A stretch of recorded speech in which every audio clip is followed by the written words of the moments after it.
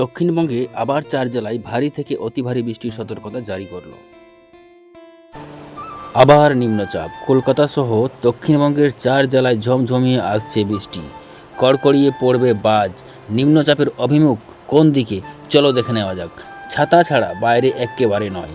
আবহাওয়া দপ্তরের পূর্বাভাস অনুযায়ী মাত্র কিছুক্ষণের মধ্যেই বজ্র বিদ্যুৎ সহ বৃষ্টির সতর্কতা হাওড়া, কলকাতা, উত্তর ও দক্ষিণ 24 পরগনা এবং পশ্চিম মেদিনীপুর, ঝাড়গ্রাম জেলায় হালকা থেকে মাঝারি বৃষ্টির সম্ভাবনা। পশ্চিমবঙ্গে বর্ষা এলেও সেভাবে বৃষ্টির দেখা নেই। সপ্তাহ জুড়ে হালকা থেকে মাঝারি বৃষ্টিপাত হলেও ভারী বৃষ্টি হয়নি।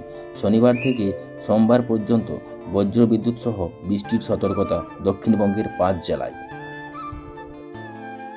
আবহাওয়া দপ্তরের পূর্বাভাস অনুযায়ী মাত্র কিছুক্ষণের মধ্যেই বজ্রবিদ্যুৎ সহ বৃষ্টির সতর্কতা হাওড়া জেলায়, হালকা থেকে মাঝারি বৃষ্টির সম্ভাবনা। আলিপুর হাওয়া অফিস জানিয়েছে যে বৃষ্টির সঙ্গে হতে পারে বজ্রপাতও।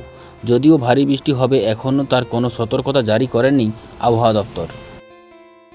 প্রসঙ্গত, কলকাতা সহ দক্ষিণবঙ্গের প্রায় সব জেলাতে কমেছে ভারী বৃষ্টির সম্ভাবনা। সপ্তাহ শেষে রবিবার 21শে জুলাই ওই দিন আবহাওয়া কেমন থাকবে তাও জানালো হাওয়া অফিস। 21শে জুলাই রবিবার হতে পারে বৃষ্টি কলকাতায়, তবে ভারী নয়, অতি ভারীও নয়, হালকা থেকে মাঝারি বৃষ্টিপাত হওয়ার সম্ভাবনা রয়েছে।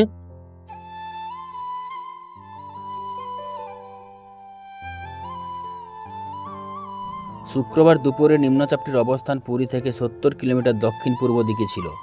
আবহাওয়া দপ্তর সূত্রে খবর জানা গিয়েছে, এই নিম্নচাপের প্রভাবে সমুদ্র উত্তাল থাকবে।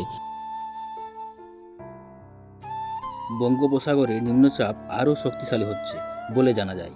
পুরীতে স্থলভাগে ঢুকে ছত্তিশগড়ের দিকে চলে যাবে নিম্নচাপ। শনিবার ও সোমবার 2 দিন বিভিন্ন জেলায় ভারী থেকে অতি ভারী বৃষ্টিপাত হওয়ার সম্ভাবনা রয়েছে।